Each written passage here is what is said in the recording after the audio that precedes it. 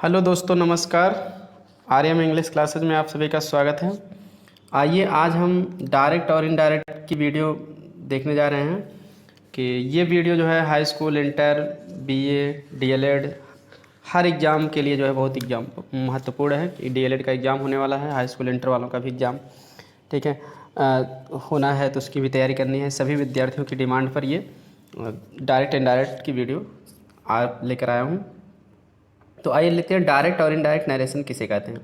तो direct and indirect narration कहिए या डायरेक्ट एंड इनडायरेक्ट स्पीच कहिए। तो नरेशन या स्पीच इन दोनों का मतलब होता है कथन। ठीक है, तो कथन का मतलब जैसे कोई आदमी जो कहता है स्टेटमेंट, उसको कथन कहते हैं।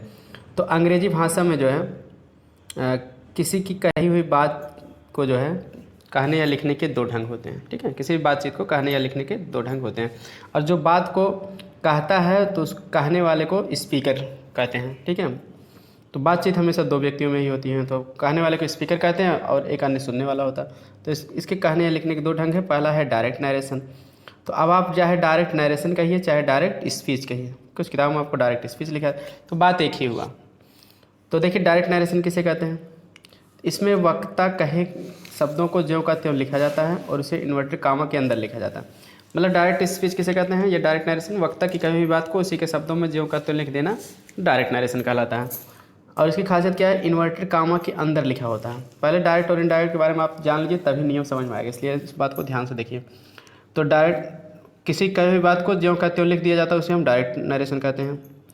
और इसमें होता क्या है, इन्वर्टेड कामा के अंदर लिखा रहता है। डायरेक्ट नरेशन जो भी रहेगा उसमें इन्वर्टेड कामा के अंदर कोई बात लिखा गया है, अर्थात स्पीकर अपने लिए मैं या हम आदि शब्दों का प्रयोग करेगा और सुनने वाले के लिए तुम, आप, ये सब कहेगा। सेकंड पर्सन यानी कि जो आदमी सामने रहेगा उसके लिए यू का प्रयोग करेंगे, यू सेकंड पर्सन होता है। सब जिसके विषय में वो बात करता है उसके लिए वह वे आदि यानी कि थर्ड पर्सन का प्रयोग करेगा। मतलब बात करने वाला अपने लिए आई भी अंग्रेजी में, हिंदी में मैं, हम, और जिससे बात करेगा उसके लिए यू हिंदी में तुम या आप, और जिसके बारे में बात करेगा थर्ड पर्सन हो रहेगा, ना कहने वाला ना सुनने वाले के लिए, तो उसके लिए ही, सी, इट, दे। ठीक है, वह, वे, ये सब। अब उदाहरण देख लेते हैं, डायरेक्ट स्पीच का उदाहरण देख लेते हैं। उदाहरण है कि the teacher said to Mahesh, अध्यापक ने महेश से कहा, क्या कहा, यू आर माई स्टूडेंट, तुम मेरे विद्यार्थी हो। ये डायरेक्ट स्पीच है क्योंकि अध्यापक ने महेश से जैसे कहा है सेम टू सेम वैसे लिखा गया। तो ऐसे वाक्य के दो भाग होते हैं, यानी कि डायरेक्ट स्पीच के कितने भाग होते हैं, दो भाग होते हैं। पहला है रिपोर्टिंग स्पीच, दूसरा है रिपोर्टेड स्पीच। ठीक है, डायरेक्ट नरेशन के कितने भाग हुए, या डायरेक्ट स्पीच के दो भाग, रिपोर्टिंग स्पीच, रिपोर्टेड स्पीच। अब रिपोर्टिंग स्पीच क्या होता है, तो रिपोर्टिंग स्पीच यह वाक्य इन्वर्टेड कामा के बाहर का भाग होता है। इसके तीन भाग होते हैं, इन्वर्टेड कामा के बाहर का भाग। अब यहाँ आप देख रहे हैं ऊपर डायरेक्ट स्पीच में ये इन्वर्टेड कामा के बाहर का भाग है, the teacher said to Mahesh, इसी को हम कहते हैं रिपोर्टिंग स्पीच। ठीक है, और रिपोर्टेड स्पीच किसे कहते हैं। ठीक है, तो रिपोर्टेड जो मतलब वक्ता की कही हुई बात होती है, जैसे यू आर माई स्टूडेंट, ये रिपोर्टेड स्पीच है। अब देखिए यहाँ नीचे लिखा है रिपोर्टिंग स्पीच के बारे में। देखिए रिपोर्टिंग यह इन्वर्ट का बाहर भाग होता है, इसके तीन भाग होते हैं। इसके कितने भाग होते हैं, तीन भाग। पहला सब्जेक्ट, सब्जेक्ट माने कर्ता होता है, कर्ता मतलब वक्ता, वक्ता मतलब जो कोई बात कहे उसी को हम सब्जेक्ट कहेंगे। और दूसरा रिपोर्टिंग वर्ब होगा, तीसरा ऑब्जेक्ट, सुनने वाला होगा। अब देखिए इसमें क्या है, the teacher said to Mahesh में द टीचर सब्जेक्ट हो गया, सेड आपका रिपोर्टिंग वर्ब हो गया, जो सब्जेक्ट के बाद रहेगा। उसके बाद टू महेश, महेश क्या हो गया, आपका ऑब्जेक्ट हो गया। ऑब्जेक्ट मतलब कर्म, कर्म मतलब सुनने वाला। अब देखिए यहाँ देखिए दिया, स्पीकर द टीचर हुआ, रिपोर्टिंग वर्ब द सेड हुआ, और ऑब्जेक्ट टू महेश हुआ। अब आइए रिपोर्टेड स्पीच क्या होता है, इसको जान लें। इन सभी बात को आप अच्छे से समझ लें क्या क्या होता है, रिपोर्टिंग वर्ब, सब्जेक्ट, ठीक है, ऑब्जेक्ट, क्योंकि तभी आपको नियम समझ में आएगा। तो रिपोर्टेड स्पीच क्या होता है, यह वाक्य का इन्वर्टेड कामा के अंदर का भाग होता है। यह वक्ता की कही हुई बात होती है। जैसे क्या कही हुई बात है, यू आर माई स्टूडेंट, ये आपका क्या है, रिपोर्टेड स्पीच है। ठीक है, अध्यापक ने कहा तुम मेरे विद्यार्थी हो, तो उनकी कही हुई बात है यू आर माई स्टूडेंट, ये रिपोर्टेड स्पीच हो गया। अब आइए इनडायरेक्ट नरेशन क्या होता है उसको देख लेते हैं। तो इनडायरेक्ट नरेशन माने अप्रत्यक्ष कथन होता है। प्रत्यक्ष माने क्या होता है, सीधे। तो डायरेक्ट स्पीच में जो जैसे कहा है सीधे, वैसे आप भी लिख दोगे, डायरेक्ट नरेशन होगा। लेकिन इनडायरेक्ट नरेशन में सीधे ना कहो, अप्रत्यक्ष मतलब उसको अपने हिसाब से घुमा के कहो, बदल के कहो। इस तरह से इनडायरेक्ट नरेशन की परिभाषा होती है कि वक्ता की कही हुई बात को अपने हिसाब से बदल कर लिखना या कहना इनडायरेक्ट नरेशन कहलाता है। देखिए इसमें क्या होता है, इसमें स्पीकर के कहे हुए कथन को उसी के शब्दों में न कहकर कोई अन्य व्यक्ति अपने शब्दों में कहता है। इसमें विशेष रूप से प्रोनाउन तथा वर्ब का टेंस में कुछ नियमों के अंतर्गत परिवर्तन करना पड़ता है तथा इन्वर्टेड कामा का प्रयोग नहीं किया जाता है, यानी इनडायरेक्ट स्पीच में इन्वर्टेड कामा का प्रयोग नहीं किया जाता है। आइए एग्जाम्पल देख लेते हैं डायरेक्ट नरेशन का इनडायरेक्ट बना के कि कैसे उसमें क्या क्या परिवर्तन किया जाता है। देखिए वही डायरेक्ट स्पीच है, उसी का इनडायरेक्ट बना देते हैं। The teacher said to Mahesh, अध्यापक ने महेश से कहा यू आर माई स्टूडेंट, तुम मेरे विद्यार्थी हो। तो इसका इनडायरेक्ट क्या हो जाएगा, the teacher told Mahesh, said to का क्या हो जाएगा, told Mahesh, comma note comma to कटा के दैट कर देंगे। अब फिर यू को तुम मेरे विद्यार्थी हो, तो हम दूसरे से कैसे कहेंगे कि अध्यापक ने महेश से कहा, तो महेश के लिए हम तुम का प्रयोग थोड़ी कहेंगे, ही का प्रयोग करेंगे। ठीक है, कि दैट यू का हिम महेश के अनुसार हिम बदल, दैट ही आर का हो जाएगा वाज। ठीक है, सेट के अनुसार टेंस भी बदलता है, आर का वाज हो जाता है। अब माई प्रोनाउन है, ये भी बता देगा, माई का जो है माइक मतलब क्या, टीचर, मेरे विद्यार्थी हैं, अध्यापक ने कहा, हम कहेंगे अध्यापक के लिए उसके विद्यार्थी हैं। हमें कि the teacher told Mahesh that he was his student, तो हम क्या देख रहे हैं, सेट टू का टोल्ड कर दिया गया। ठीक है, और यू का ही कर दिया गया महेश के अनुसार। ठीक है, रिपोर्टिंग वर्ब का ऑब्जेक्ट। आर का वाज कर दिया गया टेंस के अनुसार, ये पास्ट है, सेड है, वाज के, माई का हिज कर दिया टीचर को। इस तरह से ये सारे मतलब टेंस परिवर्तन, वर्ब में परिवर्तन, ये सभी कुछ परिवर्तन होते हैं, प्रोनाउन में परिवर्तन, ये सब हम आगे अभी एक एक रूल विस्तार से देखेंगे कहाँ क्या क्या परिवर्तन होता है। अब देखिए इस वाक्य में क्या क्या किया गया, सेड टू के स्थान पर टोल्ड किया गया है, इन्वर्टेड कामा के स्थान पर दैट किया गया है, अर्थात कनेक्टिव या कंजक्शन दैट लगाया गया है कंजक्शन के रूप में। और यू और माई के स्थान पर ही और हिज किया गया है, वर्ब आर के स्थान पर वाज किया गया है। इतना कुछ परिवर्तन किया गया है। अब आइए रूल हम देखते हैं कहाँ से क्या क्या कब परिवर्तन किया जाता है। आइए अब डायरेक्ट से इनडायरेक्ट बनाने के नियम देखते हैं। Rules for changing direct into indirect narration. तो देखिए डायरेक्ट से इनडायरेक्ट बनाते समय क्या क्या परिवर्तन किए जाते हैं। पहला, टू चेंज द प्रोनाउन, सर्वनाम में परिवर्तन किया जाता है। To change the tense of verb, verb की टेंस में परिवर्तन होता है, क्रिया की टेंस में। तीसरा, to change the words showing nearness, समीपता सूचक या निकटता सूचक शब्दों में परिवर्तन। ये 3 परिवर्तन आपको जो है, ये कॉमन रूल्स है, हमेशा आपको ध्यान देना होगा, चाहे affirmative sentence, negative sentence, interrogative sentence, यानी असर्टिव, इंट्रोगेटिव, ऑब्जेक्टिव, एक्सक्लेमेटरी और इम्परेटिव, सब में परिवर्तन में आपको इसको ध्यान देना पड़ेगा। इसलिए तीनों बहुत महत्वपूर्ण नियम है, पहले हम इन्हीं पर ध्यान देते हैं, उसके बाद हम स्पेशल रूल्स पे आएंगे कि असर्टिव के लिए क्या रूल्स हैं, इंट्रोगेटिव के लिए क्या रूल्स हैं, इम्परेटिव। तो चलिए देख लेते हैं पहले ये तीनों रूल्स, हम जो कॉमन रूल्स हैं इसको देख लेते हैं। सबसे ज़्यादा परेशानी बच्चों को प्रोनाउन परिवर्तन में होती है, तो इसलिए हम पहले प्रोनाउन परिवर्तन ही देख ले रहे हैं। देखिए सर्वनाम में परिवर्तन, प्रोनाउन को कैसे बदला जाता है उसके हम बहुत अच्छे ढंग से तालिका सहित आपको बता दे रहे हैं और अच्छे से आप इसको समझ पाएंगे। देखिए सर्वनाम में परिवर्तन, चेंजिंग द प्रोनाउन। सर्वनामों में परिवर्तन के लिए प्रथम पर्सनल प्रोनाउन, सर्वप्रथम पर्सनल प्रोनाउन। पर्सनल प्रोनाउन किसे कहते हैं, जैसे I we you he she it they, ये सब पर्सनल प्रोनाउन होता है। तो पर्सनल प्रोनाउन की जानकारी बहुत आवश्यक है, निम्न नाम की टेबल में पर्सनल प्रोनाउन को स्पष्ट किया गया। तो चलिए पर्सनल प्रोनाउन की हम तालिका देख ले रहे हैं, बहुत इंपॉर्टेंट है ये, प्रोनाउन की भी गलती सुधारने के लिए आता है, सिंटैक्स में भी काम देगा, हर जगह कोई भी वाक्य बनाएंगे तो नाउन या प्रोनाउन कुछ ना कुछ जरूर रहता है, तो इसलिए ये तालिका आपको बहुत ज़रूरी है याद करना। तो चार्ट फॉर पर्सनल प्रोनाउन, तो टेबल है, इसमें ये समझेंगे कि पर्सन कितने होते हैं, पहली बात तो ये जान लें। तो पर्सन आपको पता है कि 3 होते हैं, ठीक है, कितने होते हैं 3, first person, second person, third person. अब फर्स्ट पर्सन में क्या होता है, आई होता है, वी होता है, यू होता है, और सेकंड पर्सन में दाऊ होता है, दाऊ मतलब यू, जिसको ठीक है दाऊ और यू ये दोनों होते हैं, सॉरी फर्स्ट पर्सन में यही केवल 2 होते हैं, आई और वी। सेकंड पर्सन में यू भी होता है, दाऊ भी होता है, दाऊ ओल्ड इंग्लिश का वर्ड है, यू के बदले में दाऊ। अब आजकल इसका प्रयोग नहीं होता है, पहले ज़्यादा होता था, तो पोट्री वगैरह पढ़ेंगे तो उसमें हो जाता है कुछ किताबों में, तो इसलिए दोनों जान लीजिए। और उसके बाद थर्ड पर्सन में कौन कौन से प्रोनाउन है, ही सी इट दे, ठीक है, ये सभी जो है फर्स्ट मतलब कि पर्सनल प्रोनाउन के सब्जेक्ट हैं। क्या है, सब्जेक्ट है, सब्जेक्ट के स्थान पर लिखेगा। उसके बाद देखिए ये आई का, अब इन सभी का ऑब्जेक्ट जान लीजिए क्या है, तो दूसरे नंबर पे जो दिया ऑब्जेक्ट है कर्म, ये आई का ऑब्जेक्ट क्या होता है, मी, इसको आप इसलिए भी जान लीजिए पैस वाइस में भी काम देता है। वी का ऑब्जेक्टिव केस क्या है, अस। यू का ऑब्जेक्टिव केस यू ही होता है, दाऊ का यू ही होता है, दाऊ मिस तू, दी मिस तुझे। अब देखिए ही का ऑब्जेक्ट क्या होगा, हिज होगा, हिम होगा, सी का हर होगा, दे का देम होगा, इट का इट होगा। तो ये आप सभी का जो है क्या जान लिए, ऑब्जेक्ट भी जान गए, यानी ऑब्जेक्ट कहो या ऑब्जेक्टिव केस कहो, सब्जेक्ट कहो या सब्जेक्टिव केस। तो अब देख लीजिए इसका तीसरे नंबर पर है पजेसिव केस, ठीक है ना, क्या है पजेसिव केस, शोइंग पजेशन, अधिकार को बताने वाला, पजेसिव केस मतलब अधिकारवाचक, ठीक है, कारक। तो ये पजेसिव केस में जो है आप इतना जान लीजिए, शोइंग पजेशन, ये पजेसिव केस जो है तीसरा, पजेसिव केस में दो प्रकार के केस होते हैं, पजेसिव एडजेक्टिव, ये दोस्तों पजेसिव एडजेक्टिव है, और पजेसिव प्रोनाउन, ठीक है। तो पजेसिव एडजेक्टिव और पजेसिव प्रोनाउन, इनकी क्या मतलब खासियत है। तो पजेसिव केस जिसको हम कहते हैं तीसरा वाला पजेसिव केस, ठीक ना। तो पजेसिव केस में दो प्रकार के होते हैं, एक होता है पजेसिव एडजेक्टिव, ठीक ना, और दूसरा होता है पजेसिव प्रोनाउन। अब देख लेते हैं पजेसिव एडजेक्टिव की क्या खासियत होती है, एडजेक्टिव क्यों इसको नाम दिया गया है। तो जैसे आई मी, इसका पजेसिव एडजेक्टिव होता है माई, आई मी माई, तो माइन। पजेसिव केस में दो, पजेसिव एडजेक्टिव, पजेसिव प्रोनाउन।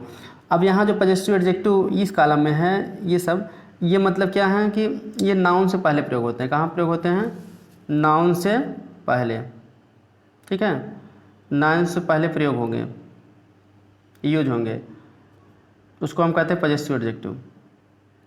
और इधर वाले जो हैं पजेसिव प्रोनाउन, ये बिना नाउन के प्रयोग होते हैं, बिना नाउन को, बिना नाउन के मतलब इनके साथ कोई नाउन नहीं आएगा। चलिए एग्जाम देख लेते हैं, हम समझ में आता है। पहला है जैसे आई का ऑब्जेक्टिव केस मी है, पजेसिव केस माई है। माई का मतलब जैसे माई तो आप अकेले लिखेंगे, जैसे this is my car, this is my book, तो माई के साथ नाउन रहना जरूरी है। आवर के साथ भी वी का पजेसिव केस, पजेसिव एडजेक्टिव क्या, आवर, जैसे दिस इज आवर बुक, ठीक है, दीज आर आवर बुक्स, इस तरह से आवर के साथ आवर बुक्स, आवर होम, इस तरह कुछ भी आवर के साथ नाउन भी रहना जरूरी। योर के साथ योर बुक, योर कार, दाई के साथ भी दाई बुक, दाई वर्क, इस तरह से। हिज के साथ भी हिज बुक, हिज, हर के साथ भी हर बुक, कुछ भी हो, देर के साथ देर बुक, इट्स के साथ भी इट्स वर्क, तो कुछ भी हो। तो मतलब ये कहने का मतलब ये है my, our, your, thy, his, her, their, theirs. तो इस तरह से ये सभी नाउन के पहले प्रयोग होते हैं। अब पजेसिव प्रोनाउन क्या है, जैसे माई, आई से मी, माई तो बना ही है, मी ऑब्जेक्ट है, माई माइन दोनों पजेसिव केस, लेकिन माइन क्या है, प्रोनाउन है। प्रोनाउन का मतलब यह है कि इनके साथ नाउन नहीं लिखा जा सकता। तो इस तरह से इसमें जितने भी इस तालिका में है वो सभी बिना नाउन के प्रयोग किए जाते हैं। जैसे हम कहते हैं कि दिस बुक इज माइन, यह किताब मेरी है, या अब दिस बुक इज माइन नहीं, माइन सही है लेकिन दिस इज माइन गलत है, क्योंकि माइन नहीं लिख सकता, माई बुक करना पड़ेगा। इस तरह से इसका यूज होता है। तो दोस्तों प्रोनाउन के कुछ हम प्रैक्टिस सेट भी आपको देंगे डायरेक्ट इनडायरेक्ट बनाने के बाद, आप उस तरह से और भी अपनी तैयारी को बेहतर कर सकते हैं। तो बाकी प्रोनाउन के बारे में अगर आपको कम जानकारी, प्रोनाउन की वीडियो मैं बना चुका हूँ, आप जो है डीएलएड के प्लेलिस्ट में जाके देख सकते हैं, या ग्रामर की प्लेलिस्ट में देख सकते हैं। आपको पूरा बहुत डिटेल नाउन, प्रोनाउन, एडजेक्टिव ये सब बना चुका हूँ मैं। देख लेते हैं। माइन बिना नाउन के, आवर्स ये भी बिना नाउन के, योर्स भी नाउन के बिना, दाइन माने तुम्हारा होता है, तेरा ये भी बिना नाउन के, हिज माने उसका, हर्ष माने उसका। अब यहाँ क्या है, देयर से है दोस्तों टाइपिंग मिस्टेक थोड़ा हो गई है, डिलीट हो गई, THEIRS है, इसको आप लिख लेंगे THEIRS, देयर्स। ये भी बिना नाउन के, इट्स भी बिना नाउन के प्रयोग होता है। लेकिन दोस्तों ये इट्स जो है बिना नाउन के, किताबों में भले दे दिया लेकिन ये आप इसको काट दीजिए, गलत काट दीजिए, मतलब इसका प्रयोग होता नहीं है। कुछ किताबों में दे दिया है लेकिन ये सही नहीं है।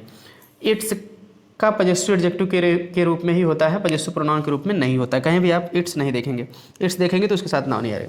क्यों नहीं होता, क्योंकि इसका प्रयोग करने की जरूरत ही नहीं पड़ी, इसलिए बनाया ही नहीं, आवश्यकता आविष्कार की जन्य है।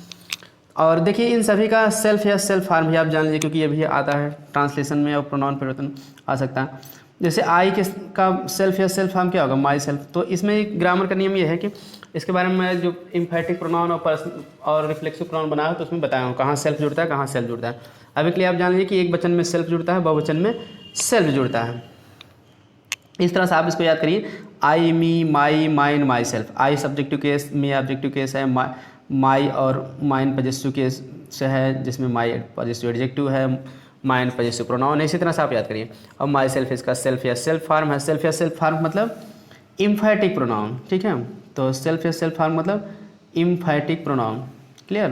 तो इम्फेटिक प्रोनाउन किसे कहते हैं, EMPHATIC, दृढ़ता सूचक सर्वनाम, या रिफ्लेक्सिव प्रोनाउन, निजवाचक सर्वनाम, यानी सेल्फ या सेल्फ फॉर्म। तो अब देखिए वी का ऑब्जेक्टिव के साथ है, आवर पजेसिव के प्रोनाउन है, सॉरी पजेसिव एडजेक्टिव है, आवर्स पजेसिव प्रोनाउन है, और सेल्फ इसको आपसे याद करें, we, us, our, ours, our self, you, your, yours, your self, ठीक है।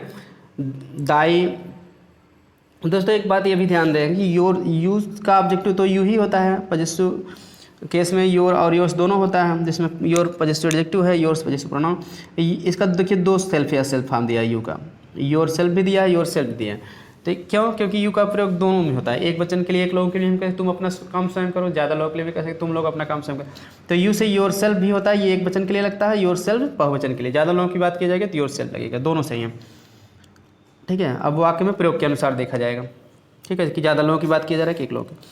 अब दाऊ जो है, दाऊ का प्रयोग हमेशा एक वचन में ही होता है, इतना जान लिया। यहाँ दोस्तों THYSELF होगा, इसमें वाई कट गया है, अब इसको नोट कर लीजिए, बना लीजिए THYSELF, ठीक है ना, THYSELF।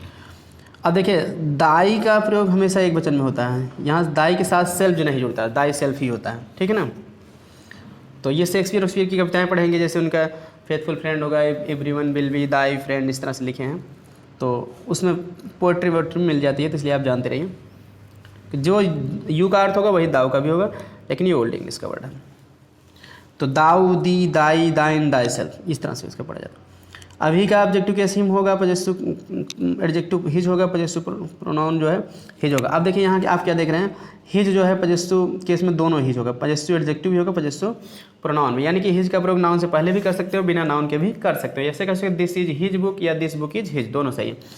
ही से अब सेल्फ या सेल्फ फॉर्म हिमसेल्फ होगा। सी का ऑब्जेक्टिव केस हर होगा, पजेसिव, ठीक है, प्रोनाउन भी, पजेसिव एडजेक्टिव भी हर होगा, यानी कि हर की भी देखिए वही कहानी है। जैसे हम कहते हैं दिस बुक इज हर, यह भी हर्ष होगा, दिस बुक इज हर्ष, यह किताब उसकी है, तो बुक पहले लिखोगे तो या ऐसे कहते दिस इज हर बुक, ठीक है, या आई टीच हर, मैं उसे पढ़ाता हूँ। तो इस तरह से हर ऑब्जेक्ट भी है, पजेसिव एडजेक्टिव है, यानी ऑब्जेक्ट की जगह भी हर आ सकता है और एडजेक्टिव की तरह भी आ सकता है। इतना ध्यान देना कि इसमें पैसिव वॉइस में लोग गलती कर देते हैं, क्योंकि हर को हमेशा सिम बदल देते हैं। अब हर बुक रहेगा या हर ब्रदर रहेगा, हर सिस्टर, तो हर को नहीं बदला जाएंगे, यानी हर के साथ अगर नाउन रहेगा तो उसको ऑब्जेक्ट कभी आप पैसिव वॉइस में नहीं बनाते हैं। ठीक है, केवल हर अकेला रहेगा तभी आप बनाते हैं। अब इसका हर्ष जो है बिना नाउन के रहेगा तो हर्ष रहेगा। ठीक है, और सेल्फ या सेल्फ फॉर्म हर सेल्फ होगा। अब देखिए थर्ड पर्सन में दे, देखिए दे का ऑब्जेक्ट देम होगा, पजेसिव एडजेक्टिव देयर होगा, पजेसिव प्रोनाउन देयर्स होगा, तो THEIRS देयर्स।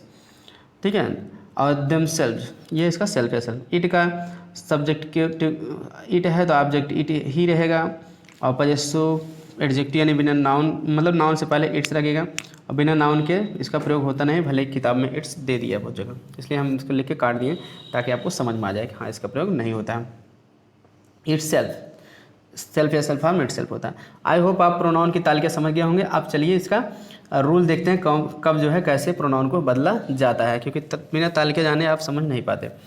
अब रूल नंबर 1 का हमारा क्या करा है, रिपोर्टेड स्पीच में फर्स्ट पर्सन के प्रोनाउन को रिपोर्टिंग स्पीच के सब्जेक्ट अथवा स्पीकर के पर्सन के अनुसार बदलते हैं, मतलब फर्स्ट पर्सन का जो प्रोनाउन रहेगा उसको सब्जेक्ट के अनुसार बदलेंगे। अब देखिए कैसे, एग्जांपल देखते हैं, समझ में आ जाएगा। डायरेक्ट स्पीच देखिए, ही सेड, उसने कहा I am reading my book, कि मैं अपनी किताब पढ़ रहा हूँ, तो इसका इनडायरेक्ट देखिए सेड का सेड ही रहेगा। अब कंजक्शन तो असर्टिव सेंटेंस में दैट लगता है, इतना जान लीजिए, अभी आगे आपको स्पेशल रूल्स में फिर बताया जाएगा। तो कामा इन्वर्टेड कामा को हटाने के लिए दैट लगा दिए। अब आई अब सब्जेक्ट है रिपोर्टेड स्पीच का, तो इसको रिपोर्टिंग वर्ब आस में सेड है, सेड के सब्जेक्ट के अनुसार बदला जाएगा, आई को ही के अनुसार बदला जाएगा, तो दैट के बाद आई का ही हो जाएगा। आई एम का जो है टेंस भी परिवर्तन होता है, जैसे अगर रिपोर्टिंग स्पीच यानी सेड जो पास्ट में है तो उधर रिपोर्टेड स्पीच के भी टेंस को पास्ट में बदल देते हैं, आई एम का ही वाज हो जाएगा। रीडिंग, अब माई फर्स्ट पर्सन का प्रोनाउन है तो इसको भी हम फर्स्ट पर्सन सब्जेक्ट के अनुसार ही बदलेंगे, तो ही के अनुसार हीज हो जाएगा। तो कहने का मतलब ये कि उसने कहा, पहले डायरेक्ट का अर्थ भी देख लीजिए। अर्थ मतलब क्या है कि जैसे डायरेक्ट स्पीच में कोई आदमी जैसे कहा सेम टू सेम वैसे कह दो। इनडायरेक्ट में क्या कहते हो आप, किसी कभी बात को अपने हिसाब से दूसरे को बताते हो। जैसे होता है ना कि कहते हैं चुंगली कर रहे हैं, किसी कभी बात को दूसरे को बताते, चुंगली कर रहे हैं, तो जो चुंगली करते हैं वो इनडायरेक्ट में करते हैं कि वो ऐसे कह रहे थे। तो चलिए देख लेते हैं, अपने हिसाब से बताते हैं। अब देखिए डायरेक्ट में क्या है, उसने कहा, अर्थ देखो I am reading my book, कि मैं अपनी किताब पढ़ रहा हूँ, तो आप दूसरे से कैसे कहेंगे, उसने कहा कि वह अपनी किताब पढ़ रहा है, मतलब वो आई के साथ अपना कहेंगे माई लगाया। अब आई को आप ही करोगे, ठीक साथ अपना कहेंगे क्या लगा दोगे, हिज, और ठीक है कि वह अपनी किताब पढ़ रहा था। तो आई होप समझ गए होंगे। चलिए दूसरा नियम देखते हैं। रिपोर्टेड स्पीच में दिए हुए सेकंड पर्सन के प्रोनाउन को रिपोर्टिंग स्पीच के ऑब्जेक्ट अथवा सुनने वाले के अनुसार बदलते हैं। तो रिपोर्टेड स्पीच जो सेकंड पर्सन का प्रोनाउन आएगा तो रिपोर्टिंग स्पीच के ऑब्जेक्ट के अनुसार बदलोगे। ऑब्जेक्ट मतलब सुनने वाले। जैसे एग्जांपल, ही सेड टू मी, उसने मुझसे कहा यू कैन टीच मी, तुम मुझे पढ़ा सकते हो। तो हम क्या करेंगे, सेड टू को टोल्ड में कर देंगे। ये भी रिपोर्टिंग स्पीच, रिपोर्टिंग वर्ब को इस तरह से सेड टू को टोल्ड में बदला जाता है। अब उसके बाद जो है कॉमन कॉमन को हटा के दैट कर देंगे, तो ही टोल्ड मी दैट हो जाएगा। अब you second person pronoun object के अनुसार, ऑब्जेक्ट क्या है इसमें, मी, रिपोर्टिंग स्पीच का में जो है जो ऑब्जेक्ट आता है सेड रिपोर्टिंग वर्ब उसके बाद आता है। तो यू का मी के अनुसार क्या होगा, आई, क्योंकि सब्जेक्ट है, सब्जेक्ट को बदल के सब्जेक्ट ही लिखना है, इसलिए मी तो लिख नहीं सकते, तो मी को आई में बदलना पड़ेगा। उसने मुझे बताया कि मैं, ठीक है, क्योंकि आपसे कहा आप ही बता रहे हो तो आई हो जाएगा। अब कैन का क्या हो जाएगा, कुड, क्योंकि सेड है तो पास्ट टेंस ये भी हो जाएगा। तो आई कुड टीच। अब मी का जो है भी फर्स्ट पर्सन का प्रोनाउन है तो ही के अनुसार बदलेगा, मी का ही के अनुसार हिम हो जाएगा, ठीक है। मी फर्स्ट पर्सन प्रोनाउन है तो सब्जेक्ट के अनुसार बदलता है, सब्जेक्ट क्या है, ही। तो अर्थ क्या हो जाएगा, उसने मुझसे कहा तुम मुझे पढ़ा सकते हो, तो हम दूसरे से कैसे कहेंगे, उसने मुझको बताया कि मैं उसे पढ़ा सकता हूँ। तो चलिए तीसरा रोल देखते हैं। और रिपोर्टेड स्पीच में दिए हुए थर्ड पर्सन के प्रोनाउन को नहीं बदलते हैं, थर्ड पर्सन प्रोनाउन बदलते नहीं। जैसे माय फादर सेड, मेरे पिता ने कहा he is a good boy, वह एक अच्छा लड़का। तो इसमें ही क्या है, थर्ड पर्सन है, तो इसमें बदला नहीं जाएगा, केवल आपको क्या करना, दैट लगा के जोड़ देना। अगर सेड टू मी होता तो टोल्ड कर देते हैं। तो इस तरह से प्रोनाउन को बदला जाता है। आज की वीडियो में इतना ही। अब हम अगले वीडियो में जो है आपको टेंस परिवर्तन बताऊंगा और निकटता सूचक शब्दों में परिवर्तन बताऊंगा, और उसके बाद प्रैक्टिस सेट भी मैं बताऊंगा, हल कराऊंगा। इसलिए आप अगले वीडियो के लिए जो है चैनल को सब्सक्राइब करके रखिए, और वीडियो का नोटिफिकेशन के आपको समय से मिल जाए, इसलिए आप बेल आइकन को भी ऑन रखिए, और दोस्तों के साथ ज़्यादा से ज़्यादा शेयर करिए। और वीडियो कैसा लगा आप हमको कमेंट करके ज़रूर बताइए। मिलते हैं नेक्स्ट वीडियो में। Thanks for watching this video.